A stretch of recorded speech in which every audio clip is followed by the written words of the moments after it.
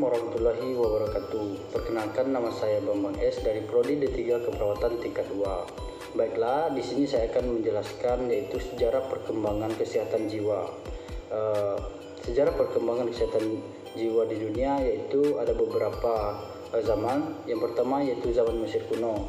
Pada zaman ini, gangguan jiwa dianggap sebagai adanya roh jahat yang bersarang di otak. Oleh karena itu, cara menyembuhkan dengan membuat lubang tengkorak kepala dan mengeluarkan roh jahat tersebut dari otak. Yang kedua yaitu zaman Yunani atau zaman Hippocrates.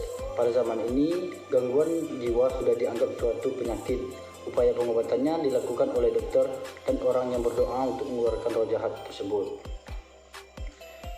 Yang ketiga ada zaman Vesalius. Pada zaman Vesalius ini, Vesalius sendiri berusaha mencuri mayat manusia untuk dipelajari.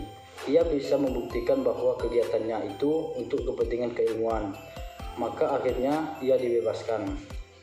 Vesalius bahkan mendapatkan penghargaan karena bisa menunjukkan adanya perbedaan antara manusia dan binatang. Sejak saat itu ia dapat diterima bahwa gangguan jiwa adalah suatu penyakit. Yang keempat yaitu ada zaman Revolusi Prancis I. Pada zaman ini, seorang direktur di rumah sakit Bicêtre Prancis berusaha memanfaatkan revolusi Prancis untuk membebaskan belenggu pada pasien gangguan jiwa. Ia meminta kepada wali kota agar melepaskan belenggu itu pada pasien gangguan jiwa. Pinel menggunakan alasan revolusi, yaitu jika tidak, kita harus siap diterkam binatang buas yang berwajah manusia. Terus yang kelima ada zaman revolusi kesehatan jiwa yang kedua. Dengan diterimanya gangguan jiwa sebagai suatu penyakit, maka terjadilah perubahan orientasi pada organobiologis. Pada saat itu, Cuvius menuntut agar gangguan jiwa masuk dalam bidang kedokteran. Oleh karena itu, gangguan jiwa dituntut mengikuti paradigma natural sciences, yaitu taksonomi, penggolongan penyakit, dan nosologi, ada tanda dan gejala penyakit. Akhirnya Emil Schlepel mampu membuat penggolongan dari tanda-tanda gangguan jiwa.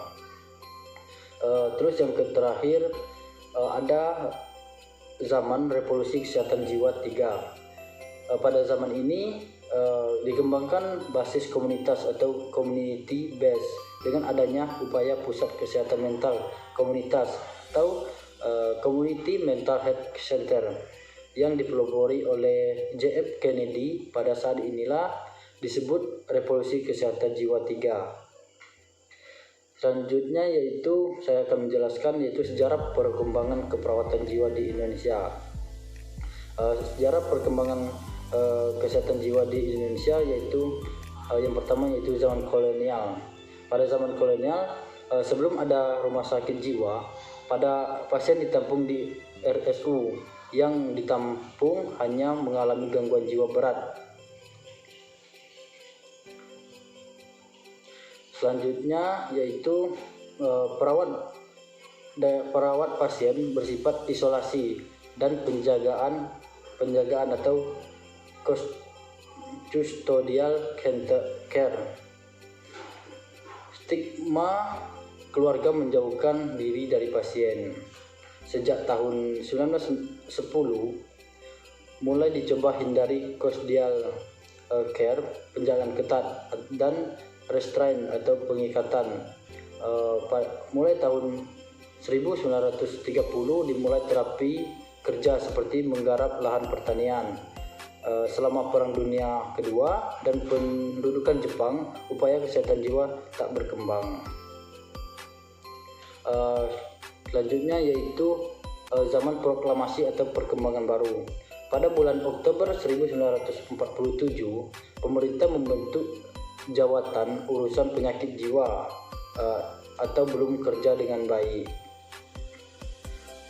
Selanjutnya yaitu tahun 1990 pemerintah memperingatkan Jabatan Urusan Penyakit Jiwa untuk meningkatkan penyelenggaraan pelayanan di bawah Departemen Kesehatan. Pada tahun 1966 PUPJ Direktorat Kesehatan Jiwa, Undang-Undang Kesehatan Jiwa Nomor 3 Tahun 1996 ditetapkan oleh pemerintah. Terus adanya Badan Koordinasi Rehabilitasi Penderita Penyakit Jiwa atau BKR PPJ dengan instansi di luar bidang kesehatan. Lalu pada tahun 1973 PPDGJ 1 yang diterbitkan tahun 1975 ada integrasi dengan puskesmas. Sejak tahun 1970-an pihak swasta pun mulai memikirkan masalah kesehatan jiwa. Lalu timbullah ilmu kedokteran jiwa berkembang. Adanya subspesialisasi seperti kedokteran jiwa masyarakat, psikiatri klinik, dan kedokteran jiwa usila dan kedokteran jiwa kehakiman. Selanjutnya yaitu program kesehatan jiwa nasional dibagi menjadi dalam 3 subprogram yang diputuskan pada masyarakat dengan prioritas pada health promotion, perbaikan pelayanan, pengembangan sistem establishment, community mental health. Baiklah, selanjutnya saya akan menjelaskan yaitu teori keperawatan model Peplau. Teori yang dikembangkan oleh Hildegard Peplau adalah keperawatan psikodinamik atau psychodynamic nursing. Teori ini mempengaruhi oleh model hubungan interpersonal yang bersifat traumatik atau signifikan traumatic interpersonal process. Hildegard Peplau mendefinisikan teori keperawatan psikodinamik sebagai berikut. Perawatan psikodinamik adalah kemampuan untuk memahami perilaku seseorang, untuk membantu mengidentifikasikan kesulitan-kesulitan yang dirasakan, dan untuk mengaplikasikan prinsip-prinsip kemanusiaan yang berhubungan dengan masalah-masalah yang muncul dalam semua hal atau kejadian yang telah dialami. Model konsep dan teori keperawatan yang dijelaskan oleh Peplau menjelaskan tentang kemampuan dalam memahami diri sendiri dan orang lain yang menggunakan dasar hubungan antar manusia yang mencakup 4 komponen sentral yaitu pasien, perawat, masalah kecemasan dan yang terjadi akibat sakit, dan proses interpersonal.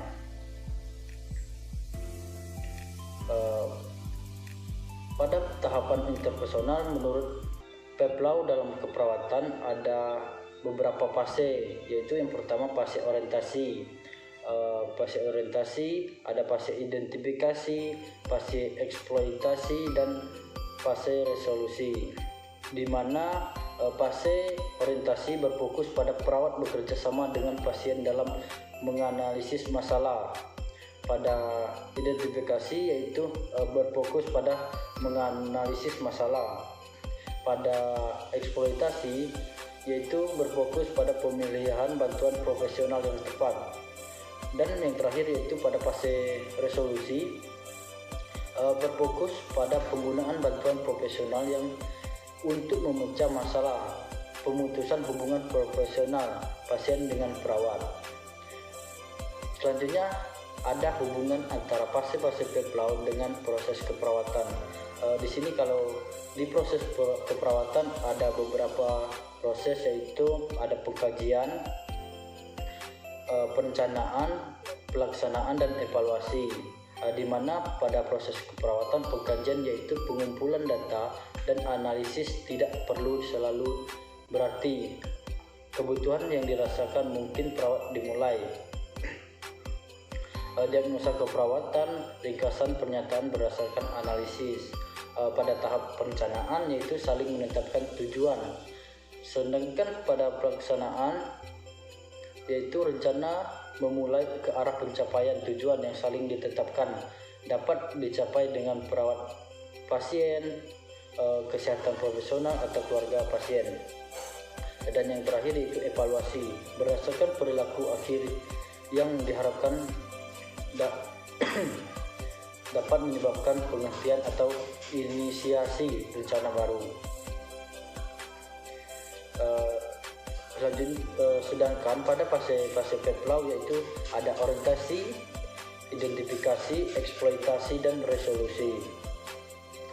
Di mana pada fase PEPLAW orientasi yaitu perawat dan pasien sebagai orang asing. Pertemuan diawali dengan pasien mengekspresikan perasaan tubuh, bekerja sama, mengenali dan menentukan masalah. Yang kedua yaitu identifikasi. Identifikasi yaitu meletakkan tujuan yang sama. Pasien mempunyai perasaan memiliki dan merespon secara selektif untuk memenuhi kebutuhan. Yang ketiga yaitu eksploitasi. Pada fase eksploitasi ini, pelayanan yang diberikan berdasarkan minat dan kebutuhan dari pasien. Pada fase ini, pasien mulai menerima informasi-informasi yang diberikan tentang penyembuhannya. Dan yang terakhir yaitu fase resolusi. Pada fase PEPLAW ini, resolusi terjadi setelah fase-fase yang lain sukses secara lengkap. Kemudian dilakukan pengakhiran hubungan pasien dengan perawat.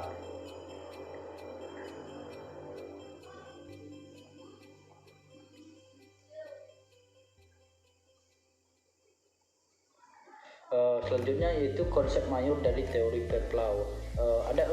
Ada 4 konsep mayor dari teori PEPLAW, yaitu ada manusia, lingkungan, keperawatan, dan kesehatan.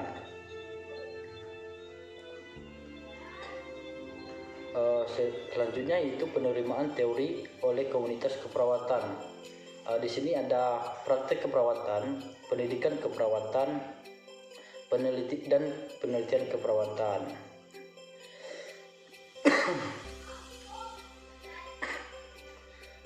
Di sini ada kelebihan dan kekurangan teori PEPLAW. Pada kelebihan teori PEPLAW ini, yang pertama yaitu dapat meningkatkan kejiwaan pasien untuk lebih baik. Yang kedua, dapat menurunkan kecemasan klien dalam teori keperawatan. Yang ketiga yaitu dapat memberikan asuhan keperawatan yang lebih baik. Dan yang terakhir yaitu dapat mendorong pasien untuk lebih mandiri. Sedangkan kekurangannya yaitu yang pertama yaitu kurang penekanan pada health promotion dan pemeliharaan kesehatan. Yang kedua yaitu teori PEPLAW tidak dapat digunakan untuk pasien yang tidak bisa mengekspresikan kebutuhannya.